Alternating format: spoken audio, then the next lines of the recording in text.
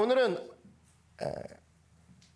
원죄 이해가 되는가, 그리고 저번 주는 십자가 상상이나 해봤는가, 오늘은 끝장났다고 생각하나 라는 제목, 끝장났다고 생각하나 라는 제목으로 하나님 말씀 증거하도록 하겠습니다. 오늘 지저스 시리즈 마지막 시간인데요, 여러분, 제가 보니까 신앙의 성장은 언제 이루어지느냐, 자기 마음속에 있는 질문과 의심이 풀려질 때 사람이 그때 성장하더이다. 제가 보니까 그래요. 특별히 초신자일 경우엔 궁금한 게 있어요. 근데 특별히 부활의 문제에서 딱 걸려버리잖아요. 신앙의 전진이 안 되는 경우를 되게 많이 봤습니다. 그래서 오늘은 설교를 할 때 어떻게 접근할 거냐라고 했을 때, 부활에 대한 궁금증에 대답하는 구조로 설교를 하려고 합니다. 부활을 의심한다, 부활이 이해가 안 된다, 이분들의 내용을 한번 두 가지로 압축하면서 한번 살펴보려고 해요. 자, 첫 번째입니다. 부활 사건 자체가 불가능이라는 그런 주장을 하는 사람들이 있죠. 어떻게 그게 가능하냐, 부활은 불가능한 거다. 그리고 또 하나는, 부활을 했다 치자, 내 삶에 무슨 상관이 있는데, 이거죠. 그러니까 한마디로 신빙성과 의미성, 이 두 가지에 대해서 늘 사람들이 궁금한 상태로 그냥 신앙생활을 하는 거예요. 그러니까 교회를 다녀도 부활이 맞아? 안 다니는 사람도 포함한 거죠. 근데 다닌다 할지라도 의미성을 모르는 겁니다. 그래서 오늘 신빙성과 의미성의 문제를 가지고 부활을 접근하려고 합니다. 차례대로 한번 살펴볼 건데요. 먼저 신빙성입니다. 자, 부활을 부인하는 사람들의 주장이 있어요. 일단 두 가지로 더 하위 폴더로 나눠질 수가 있습니다. 뭐냐면 첫 번째는 착각이라는 거예요. 에이, 예수님이 부활했다고 하는데 제자들이 착각한 거 아니야? 그래서 신빙성이 없어. 이게 있고, 또 하나는 거짓말이라는 겁니다. 예수님이 부활하지도 않았는데 제자들이 거짓말 치는 거 아니야? 그것 때문에 신빙성이 없어. 이렇게 생각하는 게 대부분이에요. 차례대로 또 내려가서 살펴보도록 하죠. 먼저 착각론인데, 제자들이 착각했다 이겁니다. 그래서 신빙성이 안 간다 이겁니다. 사람들이 착각할 수 있죠. 저도 되게 많이 착각합니다. 여러분도 이번 주에 착각하면서 사는 거 되게 많이 경험한 사람도 있을 겁니다. 근데 이것들에 있어서 분명한 착각 아니냐라고 했을 때 이것을 논증해주는 대표적인 구절이 있습니다. 그게 바로 고린도전서 15장 4절에서 6절, 굉장히 귀중한 말씀이에요. 장사 지낸 바 되셨다가 성경대로 사흘 만에 다시 살아나사 게바에게 보이시고 후에 12제자에게와 그 외 500여 형제에게 일시에 보이셨나니 그 중에 지금까지 대다수는 살아있고 어떤 사람은 잠들었으며. 그러니까 사도 바울이 이 고린도전서를 쓸 때는 예수님이 돌아가시고 나서 수십 년이 지난 뒤였거든요. 그럼에도 불구하고 부활에 대한 목격한 사람이 존재해 있는 상태였고, 베드로가 있었고 12제자가 있었고 무려 500명이나 사는 사람들이 거기 있었다라는 거예요. 그러니까 태반이나 살아 있었다는 소리인데, 사도 바울이 이 얘기를 증거했을 때 아마 이런 현상이 일어났을 겁니다. 야, 너 봤어? 저기 본 사람 저기 있던데? 진짜 살아 계셔? 저분이 보신 분이구나. 이게 이런 얘기가 가능했다라는 거예요. 요게 고린도전서가 발표될 당시에. 그냥 사람들이 맞다고, 내가 분명히 봤다고, 착각 아니라고, 그런 얘기를 할 딱 그 시기에 요게 이야기가 쓰여진 겁니다. 그리고 신약 성경만 봐도 부활의 주님이라는 표현이 무려 11번이나 나오거든요. 11번이나. 그러니까 500명이나 되는 사람이, 넘는 사람이죠. 500명이나 넘는 사람이 11번이나 주님을 봤다라는 겁니다. 근데 이런 의문을 제시할 수 있죠. 500명이나 넘는 사람이 11번이나 본 것도 착각 아니야? 근데 여러분 생각해 보십시오. 500명이나 넘는 사람이 11번 동안 착각했다. 그럼 그거 자체가 벌써 기적 아닙니까? 그거 자체가 기적이죠.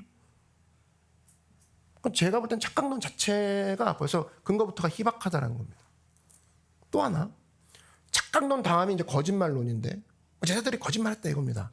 예수님 부활하신다고 했는데 결국 안 하셨네. 근데 내가 평생 쫓아다녔잖아? 너무 아깝다. 우리 입을 맞추자. 거짓말하자. 우리 그냥 예수님 부활한 걸로 만들어버리자. 여러분, 우리 가운데 거짓말해본 사람들, 특별히 거짓말해본 경험 있는 사람들 알 겁니다. 2명이서 거짓말을 입을 맞추기도 사실은 쉬운 일이 아니죠. 그죠? 3명은 더 힘들 거고요. 근데 무려 500명이나 되는 사람들이 입을 맞추자. 그런 걸 했다. 백보양보해서 했다 칩시다. 500명이 거짓말을 다 칩시다. 그런 작업을 했다 칩시다. 근데 여러분, 예수님의 제자들 중에 사도 요한 빼고 거의 다 순교했거든요. 죽었단 말이에요.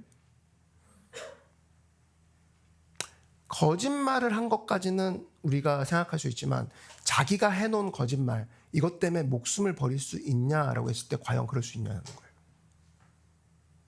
내가 한 거짓말을 위해서 목숨을 버릴 수 있는 사람이 있냐라는 겁니다. 얼마나 큰 죽음과 비슷한 고난이 있었는지 성경은 기록하고 있죠. 자기 거짓말을 지키려고 만약에 그런 전제라면 이렇게까지 하는 게 말이 맞냐는 거예요. 고린도후서 11장 보니까 사도 바울이 이런 고난을 당했습니다. 초대교회 고난의 강도를 추측할 수 있는 내용인데 11장 23절 보니까 이런 얘기가 나오죠. 그들이 그리스도의 일꾼이냐 정신없는 말을 하거니와, 그런 소리를 맨날 듣는다 이 얘기죠. 더욱 그러하도다 내가 수고를 넘치도록 하고 옥에 갇히기도 더 많이 하고 매도 수없이 맞고 여러 번 죽을 뻔하였으니 유대인들에게 40에서 한한 감한매를 5번 맞았으며 3번 태장으로 맞고 1번 돌로 맞고 3번 파선하고 일주야를 깊은 바다에서 지냈으며 여러 번 여행하면서 강의 위험과 강도의 위험과 동족의 위험과 이방인의 위험과 신의 위험과 광야의 위험과 바다의 위험과 거지 형제 중의 위험을 당하고 또 수고하며 애쓰고 여러 번 자지 못하고 줄이며 목마르고 여러 번 굶고 춥고 헐벗었노라. 이 죽을 고생을 다 하면서 내가 한 거짓말을 지키기 위해서 노력했다. 이 말이 되냐는 거예요. 내가 한 거짓말을 위해서 500명이나 되는 사람들이 다 순교할 수 있겠느냐? 말이 되냐는 거예요. 그렇다고 칩시다.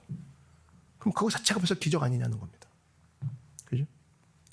그래서 여러분, 우리가 착각론, 거짓말론 이것을 믿기보다는 부활이 사실이다. 이것을 믿는 게 더 받아들일 만하다라는 겁니다. 부활은 여러분 기독교 신앙의 뿌리예요. 그걸 알 수 있는 게 뭐냐면 예수님이 돌아가셨죠. 망했다 생각이 아마 제자들도 들었을 겁니다. 흩어졌어요. 근데 어느 순간 제자들이 사도행전 가면 확 모여버립니다. 이유가 무엇이냐? 예수님이 부활했다라는 그 사실 때문이라는 거예요. 교회가 확 시작해버립니다. 이유가 무엇이냐? 어떠한 논리나 선동도 아닌 부활하셨대. 그 한마디에 모든 걸 다시 제자리로 가자. 다시 돌아가자. 이 힘이 가능했다라는 거예요. 뭐 때문에? 부활 때문에. 그래서 부활은 모든 것의 시작이 되는 사건이었다는 겁니다. 그래서 여러분, 기독교에 있어서 부활이라는 것은 여러 가지 교리 중에 하나가 아니에요. 기독교 자체가 부활이라는 겁니다. 네. 기독교 자체가. 부활이 없으면, 이제 성경 얘기할 건데, 부활이 없으면 기독교 자체가 존재하지 않아요. 난 부활은 안 믿는데 교회 다닐게 되지 않습니다. 혹시 그런 사람들이 있었나 봐요. 고린도 도시에. 그래서 고린도전서 15장에 바울이 이런 얘기를 펼칩니다. 고린도로 보낸 편지인데요. 부활은 못 믿겠지만 예수님은 믿어볼게. 이런 사람들에게 어떤 얘기를 하냐. 만일 죽은 자의 부활이 없으면, 없다 치자. If not. 이 조건이 되게 개념을 명확하게 하죠. 만약 없다고 치자. 그리스도도 다시 살아나지 못하였다 치자. 그렇다 그러면 그리스도께서 만일 다시 못하셨으면 지금 우리가 전파하는 거 헛짓거리다라는 거예요. 또 너희 믿음 헛것이라는 거예요. 또 우리가 하나님의 거짓 증인으로 발견되려니 이런 거짓말쟁이들이 없을 거라는 거예요. 예수님이 부활 안 했더라면. 그러니까 지금 하고 있는 설교도 헛것이고 듣고 있는 여러분들도 진짜 거짓말쟁이라는 거죠. 다 쓸데없다 그 얘기입니다. 그러면서 어떤 얘기 하시냐. 이어서 얘기합니다. 그리스도께서 다시 살아나신 일이 없으면 또 강조하죠. 없다 치자. 너희의 믿음도 헛되고 너희가 여전히 죄 가운데 있을 거라는 거예요. 또한 그리스도 안에서 잠자는 자도 망하였으리니 만일 그리스도 안에서 우리가 바라는 것이 다 이 세상의 삶뿐이라면, 만약 부활이 없고 여기까지야, 우리가 관짝 들어가는 순간 모든 게 끝이야 라는 삶을 만약에 살고 있다면 모든 사람 가운데 우리가 진짜 불쌍한 자라는 거예요. 여러분은 그 정도죠. 여러분은 이 정도 돼. 저는 사실 더 억울하죠. 주의 종 그래가지고 그죠? 이젠 다른 직업 선택할 수도 없는, 항종직이라고 하죠. 평생 이 직업을 해야 되는. 그랬을 때 난 더 억울하죠. 설교 준비하고 평생을 했는데 거짓말이래. 그래서 여러분, 초대교회에 있어서의 이 부활에 주는 영향력이 얼마나 컸는지를 보여주는 대목이라는 거예요. 부활 빼잖아? 그냥 아무것도 아니다. 그 얘기라는 겁니다. 또 하나 예증이 뭐냐면 우리가 지금 섬기고 있는 건 주일이죠. 그죠? 주일이라는 단어가 잘 살펴보면 The Lord's Day입니다. 주님의 날이라는 뜻이에요. 근데 원래 구약 사람들은 안식일을 지켰거든요. 토요일 날 예배를 드렸단 말이야. 그러니까 이게 사실은 목숨보다 중요한 거예요. 안식일을 지킨다는 것. 근데 안식일 날 예배를 드리던 사람이 어느 날부턴가 주일로 예배를 옮기기 시작합니다. 언제부터? 예수님이 사셨다는 얘기를 듣고 난 후부터. 무슨 얘기냐? 주일은 예수님이 부활하신 날입니다. 부활이 이제 내 삶을 다 지배했습니다. 이 날보다 중요한 날은 없습니다. 이전까지는 토요일 안식일이었는데 이제 주님이 내가 늘 그렇게 힘들어하고 내가 마지막에 무릎 꿇었던 그 죽음을 이기신 날이 바로 주일이라면 내가 주일로 나의 전부를 바꾸겠습니다. 그래서 주일로 옮겨갔다라는 겁니다. 그래서 여러분 주일날 우리가 예배드리는 거, 부활이라 우리가 칭하는 거, 이런 것들은 결코 작은 문제가 아니다라는 거예요. 그 문제는 이겁니다. 예수님이 왜 부활하셨냐라는 거예요. 부활을 굳이 안 하셔도 되는데 왜 부활하셨냐는 겁니다. 로마서 4장 25절을 보면 이런 얘기가 나오죠. 예수는 우리가 범죄한 것 때문에 내줌이 되고, 그러니까 우리가 범죄했어요. 근데 우리 죄값을 치르기 위해서 예수님이 내어줌이 됐대요. 예수님이 십자가에 달리셨다라는 거예요. 그리고 또 뭐라고 되어 있냐면 또한 우리를 의롭다 하시기 위해서 살아나셨느니라. 그러니까 예수님께서 우리 죄 위해서 십자가에 죽으셨다 그 얘기인데, 여러분 십자가는 말 그대로 우리의 죄값을 치르는 장소죠. 예수님이 그 자리에 달리신 거잖아. 근데 예수님이 만약에 우리 죄값의 그 대가를 다 치르지 못했다, 그러면 아직도 달려 있어야 맞죠. 그러니까 한마디로 식당 갔는데 돈 내고 가셔야죠 손님. 모자르세요. 나가시면 안 돼요. 이거랑 똑같은 거예요. 죄값을 치르기 위해서 십자가에 올라가셨는데 우리 죄값을 다 치르지 못했다, 그럼 부활할 수 없죠. 계속 그 속에 있는 거죠. 근데 그 값을 충분히 치렀기 때문에 무덤에 머무르지 아니하시고 부활하셨다. 즉 부활은 뭘 뜻하냐? 야, 내 죄값이 해결됐구나. 그래서 예수님이 식당에서 나왔구나. 예수님이 십자가에서 벗어났구나. 왜? 내 죄값을 온전히 치르신, 유효했다, 충분했다. 저 십자가에서의 예수님의 사건은. 믿으십니까? 그래서 예수님이 부활을 안 하셨다면 우리는 여전히 모자르네, 내가 좀 더 고난을 받아야 저 십자가의 죄값이 치러지나, 이런 식으로 가감을 할 수가 있을 텐데, 예수님이 그냥 십자가에서 떨어져 나왔다는 거예요. 무덤에서 나왔다는 겁니다. 뭡니까? 야, 다 내가 패했어, 내가 끝냈어, 이거거든요. 그런 걸 본다 그러면 예수님의 부활을 통해서 우리가 알 수 있는 건 뭐냐? 야, 예수님의 십자가를 믿으면, 예수님의 부활을 믿으면 사실은 뭐냐? 내 죄값이 해결됐구나를 믿는 거와 똑같다라는 겁니다. 그래서 어떤 사람이 그런 얘기를 합니다. 나는 참 추악한 인간입니다. 더러운 죄인입니다. 내가 과연 구원받을 수 있을까요? 라고 했을 때에 구원받을 수 있다라고 정확히 얘기해 주시는 거예요. 왜? 예수께서 부활하셨기 때문에. 믿으십니까? 여전히 십자가에 달려있다 그러면 아직 죄값이 안 치러졌어. 할부야, 할부. 조금 좀 남아 계셔. 너도 좀 보태야 될 것 같은데 너의 선행이나 이런 거 이렇게 안 했다는 겁니다. 그냥 죄값 치르고 나오셨다는 겁니다. 그 보증이 뭐냐? 바로 부활에 있다는 거예요. 그래서 부활을 본다 그랬을 때, 야, 부활의 주님을 믿으면 내 죄값을 치르셨구나, 이것을 믿는 것이 동일하게 되는 것이고, 그랬을 때 바로 우리에게 그 죄사함의 은혜, 하나님이 나를 건지셨구나, 내 죄가 나를 죽이지 못하는구나, 이런 은혜 가운데 들어가게 된다는 겁니다. 이런 은혜를 누리는 여러분들에게 주의 이름으로 축원합니다. 자, 여기까지가 신빙성이에요. 이제 의미성을 살펴보겠습니다. 과연 부활이 무슨 상관인데 나랑? 아니, 온다고 해서 왔어 일단. 그리고 일단 예배 드린대. 그리고 맨날 계란을 먹더라.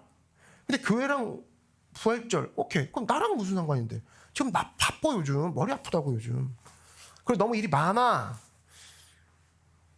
근데 나랑 무슨 상관인데 부활절이? 이거 되게 중요한 거거든요. 자, 오늘 부활절의 의미성을 가지고 살펴보겠습니다. 이거에 우리가 확실하지 않으면 계속 부활절은 우리한테 종교의식밖에 안 될 거예요.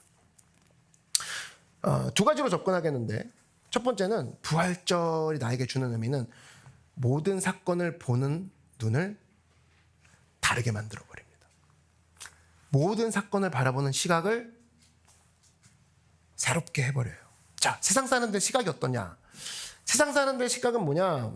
먼저 고난이나 십자가를 딱 보여주면 무슨 생각하냐? 끝이라고 생각합니다. 아, 죽었네. 영화 끝났네. 아이고, 슬프네, 영화. 그죠? 희망이 없네. 또 달려 돌아가셨잖아. 냉철하게 생각해보라고 끝난 거 아니야? 그죠? 다른 신 찾아보자고. 뭐 이렇게 되는 거 아닙니까? 그러니까 이게 뭐냐면 사실은 과거의 결과라고 생각하는 거예요. 뭘 잘못했으니까 달린 거겠지. 그죠? 야, 아닌데 꾸두게 연기 나겠냐? 과거의 결과라고 생각합니다. 즉, 내가 과거에 지었던 죄의 결과가 저기 죽음, 그리고 그 죽음이 바로 끝이라고 생각하는 그렇게 생각이 이어지게 돼요. 그러니까 한마디로 이거죠. 내가 왜 고난당해요? 과거의 죄를 지었기 때문에. 내가 왜 지금 어렵게 사냐? 과거의 경쟁에서 졌기 때문에. 과거의 싸움에서 졌기 때문에. 이런 식으로 계속적으로 갖고 가는 거죠. 근데 부활의 논리는 뭐냐? 부활의 논리는 그렇지 않다는 겁니다. 여러분, 부활의 논리와 전혀 반대되는 것이 바로 불교의 인과응보론이에요. 인과응보론. 방금 얘기한 게 인과응보론이거든요. 인과응보가 뭐냐면 지금 내 모습, 과거의 업보라는 겁니다. 과거의 업보. 지금이 끝이다라는 거예요. 고난을 뭐로 보는 거예요? 끝으로 보는 거예요. 죽음을 뭐로 보는 거예요? 끝으로 보는 거예요. 이게 마지막인 거예요. 여기서 이야기가 끝나버립니다. 그게 불교의 인과응보론이에요. 근데 부활을 믿는 사람은 어떤 사람이냐? 끝이라고 선언한 그 자리를 시작이라고 이름을 붙일 수 있는, 그것이 바로 부활을 경험한 사람의 특징이라는 겁니다. 지저스 플렉스라고 저번에 한번 얘기했죠. 그 다른 게 아니에요. 모두가 끝났다고 하는 지점에 뭐 마음 가지고 이제부터 시작이야? 그 마음 갖고 누가 그 얘기 못합니까? 근데 예수님께서 보십시오. 끝이라고 생각하는 죽음의 엣지에 섰을 때 여기서부터 부활하셨다는 건, 나는 기본적으로 나 하나님 어떤 스타일인지 알아? 하나님 얘기하시는 거예요. 누구든 함께 일하고 함께 지낼 때 그 사람의 스타일 아는 거 되게 중요하죠. 하나님 어떤 스타일이냐면, 죽음이 우리가 모두가 끝이라고 생각하고 있었는데 거기서부터 시작하시는 걸 보여주는 거예요. 그럼 어떤 분이냐? 나는 끝을 시작이라고 부르는 하나님이야. 이걸 얘기해 주는 거죠. 믿으십니까? 근데 불교는 그렇지 않아요. 야, 여기까지 온 게 뭔 줄 알아? 네가 잘못해서 그래. 네가 과거에 업보라니까 짊어지고 가. 근데 보십시오. 기독교는 십자가 이후에 더 많은 삶이 있다고. 맞아요? 네. 십자가가 끝이 아니라 십자가 이후에 우리는 더 많은 삶을 갖고 가요. 창세기가 시작의 책입니다. 근데 보세요. 예수님이 부활하고 나셨어요. 그 다음은 사도행전이 부활 이후에 첫 책이죠. 거기서 모든 게 시작해버리죠. 교회가 시작하고, 이방인을 향한 선교가 시작되고, 성령의 충만함이 시작되고, 그죠? 이방인이 돌아오기 시작하고, 온갖 시작이 다 나옵니다. 부활 이후에. 접근 자체가 다른 거죠. 끝났다고 생각하는 그 사건 이후에 더 많은 게 시작되는 게 부활이라는 거예요. 그게 바로 기독교라는 거예요. 그게 바로 부활을 체험하는 백성들의 특징이라는 겁니다. 욥이 시험을 당하죠. 엘리바스 같은 사람이 옵니다. 그 사람은 인과응보론자예요. 뭐라고 하냐면, 하는 말이 이겁니다. 너 죄 졌지? 봐, 죄의 대가가 끝이야 지금. 너 욕창 생기고 아내 떠나고 지금 망한 거 너의 죄의 대가야. 이게 인과응보론자의 특징이에요. 근데 욥이 뭐라고 하냐면, 욥기 23장 10절에 여러분 잘 아는 찬양 가사기도 하죠. 그러나 내가 가는 길을 그가 아시나니 그가 나를 단련하시네. 우리가 뭐같이 나온다? 순금같이 나오리라. 뭐예요? 시작을 선언해버리지. 이게 이제부터 내가 순금이 나오는 시작이라고 그 얘기를 해버립니다. 이게 바로 부활을 체험한, 그리고 부활의 의미를 가져야 되는 우리의 초점이 바로 여기 있어야 된다는 거예요. 신명기에 보니까 동물이 하나 나오거든요. 새 한 마리가 등장합니다. 바로 독수리인데, 신명기 32장 11절 보니까 이런 얘기가 나옵니다. 마치 독수리가 자기의 보금자리를 어지럽게 하며 자기의 새끼 위에 너풀거리며 그의 날개를 펴서 새끼를 받으며 그의 날개 위에 그것을 엎는 것 같이 야훼께서 홀로 그를 인도하셨고. 독수리가 있어요. 근데 멀쩡한 보금자리를 어지럽힙니다. 그럼 이게 죄의 대가예요? 새끼 독수리가 뭐 잘못한 거야? 아니라는 거야. 이거는 창공을 날기 위한 어른 독수리가 되기 위한 시작이라는 거예요. 왜 보금자리에서 어미가 뚝 떨어뜨리냐? 자식을 끝내려고? 자식이 뭐 잘못했으니까 어미 말을 안 들어서? 아니라는 거예요. 이 아이가 날게끔 하기 위한 시작, 그 시작을 선언하는 거예요. 여러분 보십시오. 부활신앙이 마음속에 있는 사람과 없는 사람은 이렇게 천지 차이가 나는 겁니다. 겉만 봐서 모릅니다. 같은 남녀인데 딱 엣지에 섰는데 믿음 있는 남편은 이제부터 시작이라고 선언하고 사람을 끌고 갑니다. 근데 이제까지 아무 모르죠, 어떤 건지. 근데 끝에 섰더니 자기가 끝이라고 선언해버려. 그럼 부활신앙이 없는 거죠. 어찌 이게 똑같을 수 있겠냐는 거예요. 똑같을 수가 없다는 겁니다. 부활신앙의 위력이 바로 거기 있다는 거예요. 여러분 잘 아는 이지선 자매. 이지선 자매가 2000년도에 전신 2도 화상의 교통사고를 입었죠. 전신 2도의 화상이면은 사실 그때 맥박만 겨우 잡힌다고 그랬죠. 사실 지금 뭐 이 정도면은 자매들 전신 2도 화상이라면 자매들에게 생각이 만약에 이걸 적용한다. 내 인생 끝이야. 이 소리가 나올 수밖에 없을 겁니다. 그렇지 않아요? 막 움직이다가 내일이 부러져도 막 난리 났어. 그죠? 막 머리가 안 돼도 왜 머리가 안 풀렸지? 뭐 이렇게 하는데 전신이 도화상이에요. 그럼 끝난 거 아니에요? 근데 이지선 자매가 얘기한 유명한 얘기가 있죠. 그날이 나의 생애 제2 인생의 시작날이었다고.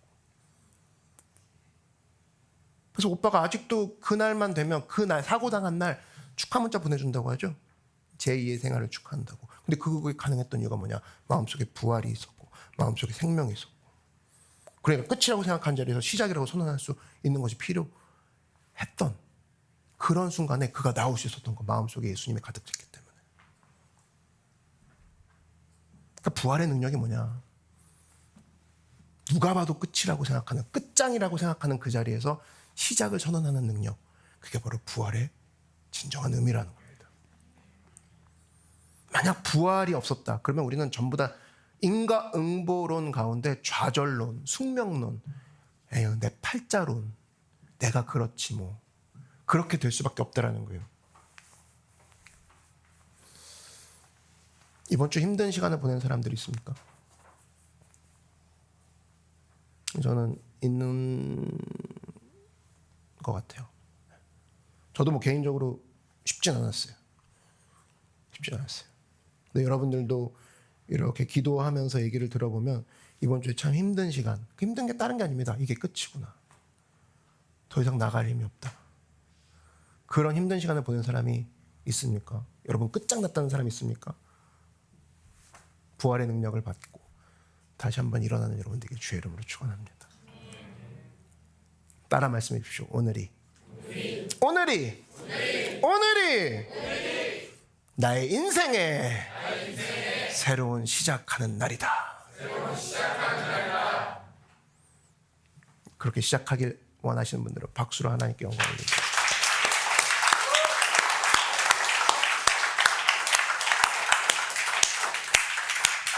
저는 오늘 메시지를 모든 것이 끝났다고 생각하는 그 사람들에게 큰 희망이 되는 그런 마음을 가지고 준비를 했어요. 근데 진짜 뭐 제가 말을 따로 준비할 것도 없이 예수님이 그렇게 행하셨더라고. 모든 것이 끝이라고 생각하는 게 난 이제 죽었어. 이 느낌 아닙니까? 근데 죽음이라는 자리에서 그가 부활을 하셨다? 야, 이거는 우리가 언제든 외칠 수 있구나. 끝장났다고 하는 그 자리에, 모두가 끝이라고 생각하는 그 자리에 나는 시작할 수 있는 사람이구나. 예, 저는 그렇게 여러분을 축복하는 그런 시간을 드리고 싶습니다. 자, 그렇다면 이겁니다. 부활의 의미성, 또 다른 의미성인데, 모든 것이 끝이 아니야. 거기서부터가 시작이라고. 이게 우리 실상한 가운데 진짜 의미를 둔다 그러면 또 하나의 의미가 있습니다. 뭐냐면 예수님이 일단 뭐라고 했습니까? 오늘 본문 구절을 보면 나는 부활이요 생명이니. 그렇죠. 즉 이게 무슨 얘기냐면 부활과 생명은 동의어다, 그 얘기입니다. 부활이 너에게 주는 능력이 뭔 줄 알아? 네 안에 생명이 있다라는 거야.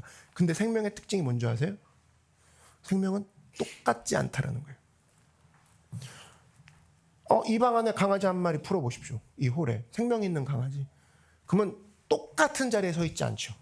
계속 움직이죠. 그죠? 계속 그 자리를 계속 이탈하면서 변화를 준다고. 생명의 특징은 그거예요. 똑같지 않아요. 방금 전과 똑같지 않은 게 생명이 있는 사람의 특징이라는 겁니다. 그래서 어제는 원수였다가도 원수니까 계속 원수다? 아니, 내일은 친구로 관계를 풀어나가야죠. 내 안에 생명이 있으니까 변화가 있는 거죠. 근데 진짜 기계적이고 어두운 세력의 특징이 뭐냐면 선을 그어버리는 겁니다. 혈연, 인맥 이런 걸로 나눠버리죠. 그 선은 넘어오지 마. 이게 경직되게 나누는 건데 어떠한 생명도 인정하지 않는다는 표현입니다. 한 번 정한 건 변하지 않아 이런 뜻인 거거든요. 근데 생명 있는 사람은 그렇지 않다는 거예요. 우리 안에 생명이 들어가면 기계적이고 경직화됐던 모든 것들이 과거에는 원수일 수 있지만 내 안에 생명이 들어왔어. 이 생명은 가만히 있지 않는 게 생명이야. 그렇다면 너는 어저께 나의 원수일지 몰라도 오늘은 나의 친구가 될 수 있다는 접근, 그게 바로 생명 있는 사람의 특징이라는 거예요. 계속 움직여요. 계속 변화돼요. 이게 어떻게 우리의 실생활과 관련이 없다고 얘기할 수 있겠습니까? 관련이 있다라는 거예요. 세상은 그런 눈치를 늘 줍니다. 움직이지 말래요. 정해졌대요. 생명을 죽이는 일이죠. 여러분, 그래서 그런 상황 가운데 계속 있잖아요. 사람이 말라 죽습니다. 근데 이런 것들을 사실은 극복하며 나가는 거 생명 가진 사람들의 특징이에요. 대표적인 게 뭐냐면 미국의 16대 대통령 에이브람 링컨이 이 사람은 초등학교도 나오지 않은 사람이거든요. 벌써 얼마나 사실은 선을 긋기 좋아하는 사람들에게 좋은 먹잇감이 되지 않겠습니까? 나 초등학교도 안 나왔으면서 무슨 거기 있어 그냥 이런 거거든요. 근데 이 링컨이 당시 이제 대통령에 출마를 했죠. 그때 미국 정치의 대부분을 붙잡고 있는 사람들의 특징이 뭐냐면 동부에 명문가 출신들이 굉장히 많았습니다. 그러니까 그쪽에 모여 있었나 봐요. 근데 어느 날 켄터키에서 나온 촌놈 한 명이 대통령이 막 되겠대? 그러니까 이거는 비웃을 만한 좋은 소재인 거죠. 야, 켄터키로 선을 거버렸는데 어딜 꿈틀꿈틀하고 나와. 그러면서 막 비웃습니다. 근데 당선이 됐죠, 결국엔. 당선되니까 어떤 사람이 링컨한테 이런 얘기를 합니다. 링컨, 당신이 미국 대통령이 된 것을 보니 하나님이 미국을 버린 것 같소. 면전에다 대고 그런 얘기를 해요. 여러분, 근데 당선자가 이 정도 얘기를 들으면 화내야 되는 거 아닌가요? 그죠? 모욕적이라고 느끼고. 그래서 링컨이 이때 한 유명한 얘기가 있죠. 딱 한마디 했습니다. 그러니 나를 위해 기도해 주시오. 그리고 그냥 쓱 지나가 버렸어요. 악을 악으로 갚지 아니하고 그냥 계속 자기도 변하는 거죠. 너 저번에 나한테 욕했지? 계속 욕했던 사람이구나. 너도 똑같이 대해주마. 이게 아니라 그냥 변하는 겁니다. 그래? 나는 이쪽으로 흘러갈 거야. 이게 바로 부활의 능력이라는 거예요. 경직된 모습이 아니라는 겁니다. 흘러가는 거죠. 대부분 그 당시 동부 정치가들은 일단 명문가 족보니까 족보에 되게 자부심을 갖고 있었습니다. 근데 링컨이 참 약점이 뭐였냐면 족보였어요. 일단 할아버지가 누군지 몰랐습니다. 남들은 막 2대, 3대 정치 명문가인데 할아버지가 뭔지 몰라. 그러니까 사실 삼류 집안 출신이죠. 그 당시에.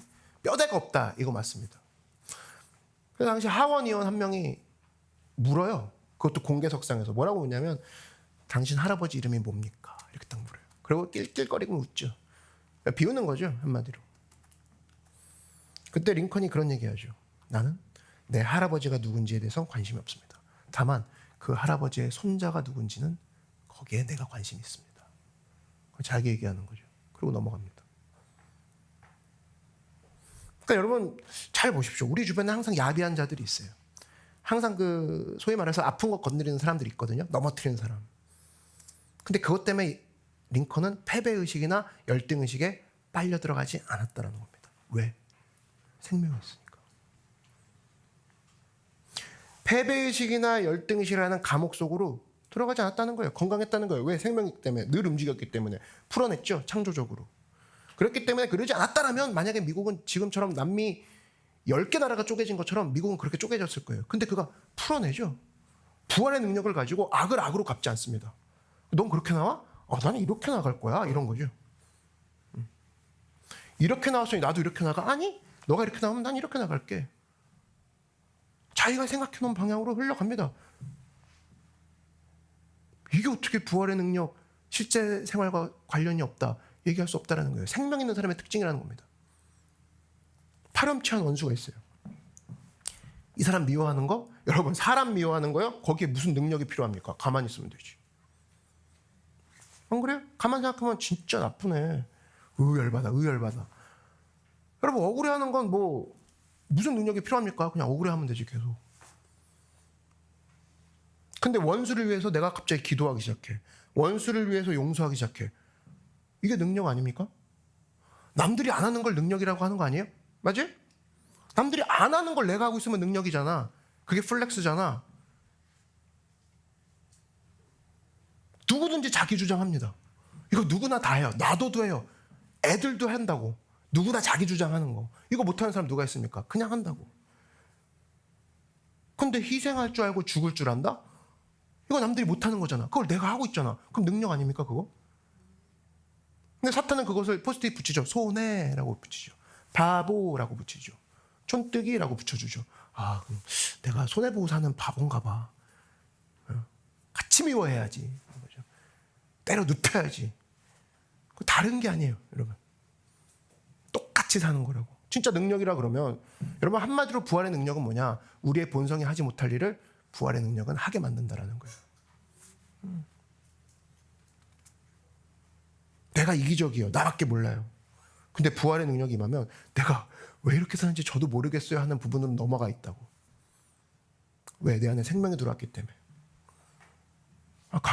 강아지를 키우고 고양이를 키워봐요. 아기를 키워보고 아니 누구 한 사람을 만나게라도 해봐요. 생명과 접촉이 있어봐요. 그럼 달라지죠. 패턴이 달라지죠. 스타일이 달라진다고. 근데 내 안에 무려 하나님의 생명이 들어왔다니까? 어떻게 영향력이 없을 수 있겠습니까? 마구 그 방향 사이로 들어가면서 움직이라고 하시는데 오늘 부활의 날 하나님의 생명을 맛보는, 그래서 생명은 기본적으로 가만히 있지 않구나. 근데 이 생명이 계속 움직이길 원하시고 나는 그러함으로 말미암아 하나님 앞에 생명을 갖고 어제와 똑같은 오늘을 보내는 것이 아니라 어제와 다른 오늘, 그리고 내일은 오늘과 또 다른 계속 생명을 가지고 움직이는 존재구나. 이런 모습으로 삶 가운데 생동감 있게 주님과 움직이는 여러분에게 주의 이름을 축원합니다. 말씀의 결론을 맺겠습니다. 두 가지 의심을 하는 게 있죠. 부활이 과연 맞냐? 신빙성, 그다음에 의미성. 도대체 뭐가 도움이 되냐? 이거죠. 그랬을 때 신빙성의 문제는 두 가지로 압축할 수 있었죠. 집단 착각이냐 거짓말이냐라고 했을 때 착각도 기적이고 그렇게 많은 사람들이 거짓말하는 것도 기적이다. 그럼 착각 믿을 바에야 부활 믿는 게 낫다. 그 소리입니다. 거짓말 믿을 바에야 부활 믿는 게 낫다. 부활이 확실하다. 그리고 부활의 능력이 뭘 의미하냐라고 했을 때 계란을 주는 날 이걸 의미하는 것이 아니라 내 죄가 완전 깔끔하게 체크아웃이 됐구나. 믿으십니까? 전혀 잔돈이 남아있지 않구나. 끝났으니까 풀려나셨네 이거거든요. 근데 우리는 더합니다. 율법도 더해보고 그래도 내가 마음에 좀 더 찔려야 되지 않겠습니까 주님? 그 십자가에 대못질하는 거예요. 한 번 더 못 박는 겁니다. 주님 못이 좀 부족한 것 같습니다. 막 이런 거거든요. 얼마나 그 못된 겁니까? 예수님이 완전 집을 끝났다니까요. 집을 끝난 거예요. 그걸 의미하는 것이고, 그렇기 때문에 예수 믿으면은 건진받지 못할 죄인이 하나도 없다라는 겁니다. 믿으십니까? 그 능력을 여러분 우리가 마음속에 있어야 될 것이고, 또 하나 부활의 의미성, 실생활에 주는 힘이 뭐냐라고 했을 때 부활은 이거 자체가 모든 사람이 끝났어라고 하는 그 자리, 여러분 아마 지금 이번 주도 통과한 사람이 있을 거고 앞으로 모든 사람이 끝났어라고 하는 그 자리를 향해 가고 있는 듯한 느낌을 받는 사람도 있을 겁니다. 근데 우리는 그 자리에서 어떤 얘기를 할 수 있는 사람이냐? 여기는 바로 시작하는 자리야. 이게 바로 끝장났다고 하는 것이 아니라 시작을 선언하는 자리라고. 예수님이 대표적으로 모든 사람이 끝이라고 생각하는 죽음이라는 것을 이기시고 거기서 시작을 선언하셨잖아. 나도 그의 아들로서 그를 닮아가는 예배자로서 나는 끝장났다고 하는 자리에 시작을 선언하는 사람이 될 거야. 바로 오늘 이 시간부터 그것을 선포하는 여러분에게 주의 이름으로 축원합니다. 끝장난 자리, 난 진짜 얘기하고 싶어요. 여러분 이건 설교가 아니야. 여러분이 끝장났다고 하는 지금 떠올리는 모든 순간 있죠. 그 자리부터가 예수님이 시작하시는 자리라는 거예요.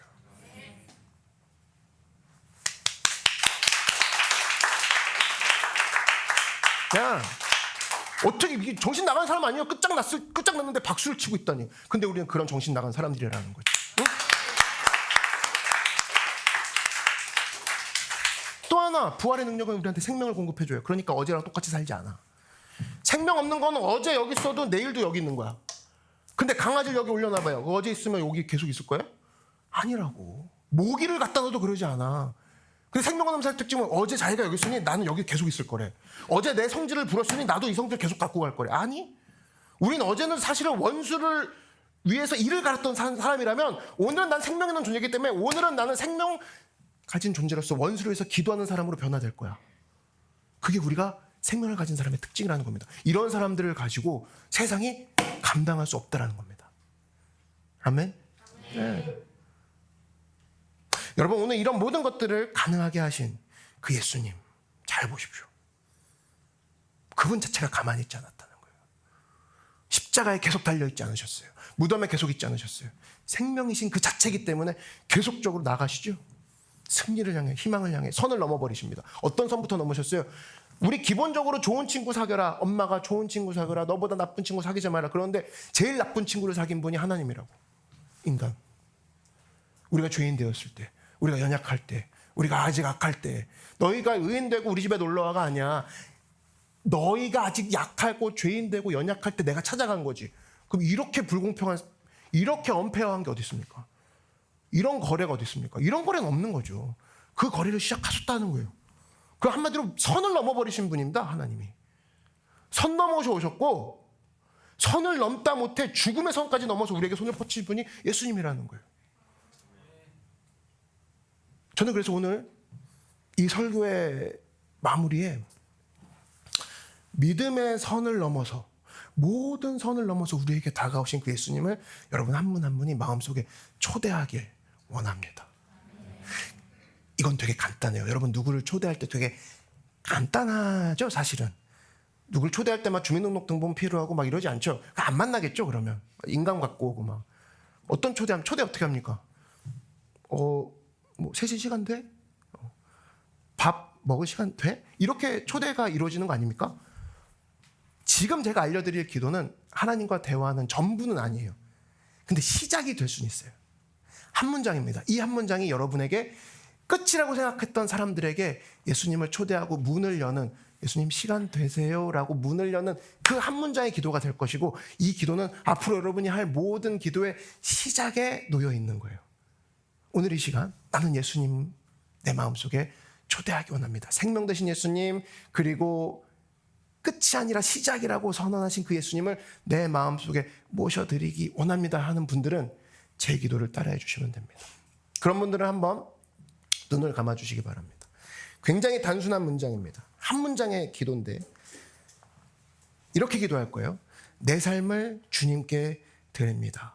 이것이 제 기도입니다. 이런 내용입니다. 자, 제 기도를 따라해 주시기 바랍니다.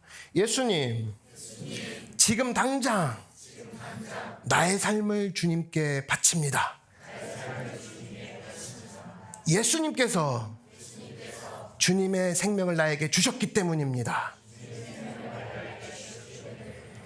이제 예수님께 나의 삶을 올려드립니다. 예수님의 이름으로 기도드립니다. 아멘. 아멘.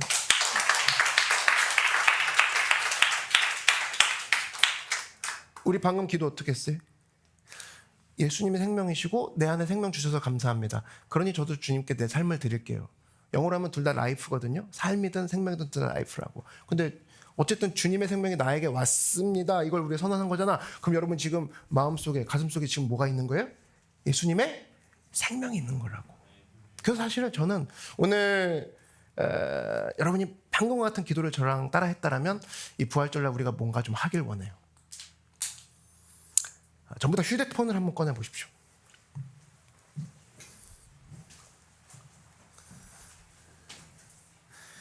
자, 우리는 모두 다 가슴속에 품고 있었던 게 두 가지가 있었죠. 예수님의 생명에 품고 있고 휴대폰도 품고 있었습니다. 자, 휴대폰에 모두 다 라이트 기능이 있을 겁니다. 내 안에 예수님의 생명이 들어왔어. 근데 여러분, 생명은요, 크고 작는 게 생명이 아니야. 생명은 뛰냐 안 뛰냐의 문제야. 마찬가지로 라이트는 뭐냐면, 저는 빛이 작아서 목사님 초라해요가 아니야. 라이트는 키냐 안 키냐의 문제라고. 등대가 켜져 있냐 안 켜져 있냐랑 어부의 생명이 결정되는 거지. 등대 스스로가 저는 너무 못났어요, 등대 안 켜고 말죠, 제가 성공한 등대가 돼서 켤게요, 그러지 않아. 그렇다 그러면 나에게 지금 조그마한 빛, 지금 우리가 비유할 내가 갖고 있는 휴대폰의 라이트와 같은 이 자그마한 빛, 혼자는 너무나 초라해 보일지 몰라도 우리가 다 같이 이것을 들어 올렸을 때 이 빛을 보고 나오는 방향을 잃었던 어부들이 돌아오는 역사가 일어날 거라는 거예요. 믿으십니까?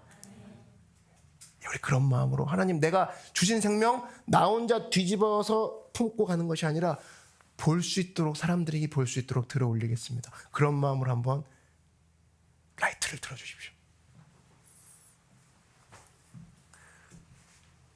너무나 아름다운 모습입니다. 이제 아마 이건 저밖에 못 볼 것 같은데 여기서 주변을 한번 둘러보세요. 그걸 드릴게요. 주변을 둘러보세요. 지금 너무나 아름다운 모습이라는 겁니다. 이게 큰 빛이 아니라 모두가 들어 올렸을 때 이런 효과가 있다라는 거예요. 너무나 아름다운 모습입니다. 내려주십시오. 그래요. 사진 찍었어요? 더 필요해요? 괜찮아요? 한 번 더? 여러분, 한 번 더 라이트를 주님 앞에 들어 올리십시다. 그래요. 자, 그리고 우리가 한번 외쳤으면 좋겠다. 예수님, 주님의 빛을 저도 비추겠습니다. 이런 마음이요. 큰 빛 필요 없죠. 공구사에서 라이트 엄청 큰 거, 막 영화사에서 쓰는 거, 그런 조명 필요 없어요. 있는 거에서 켜고 올리면 된다라는 거예요. 이런 마음을 가지고 우리가 하나님 앞에 한번 다 같이 한번 자리에서 일어나겠습니다. 예수님,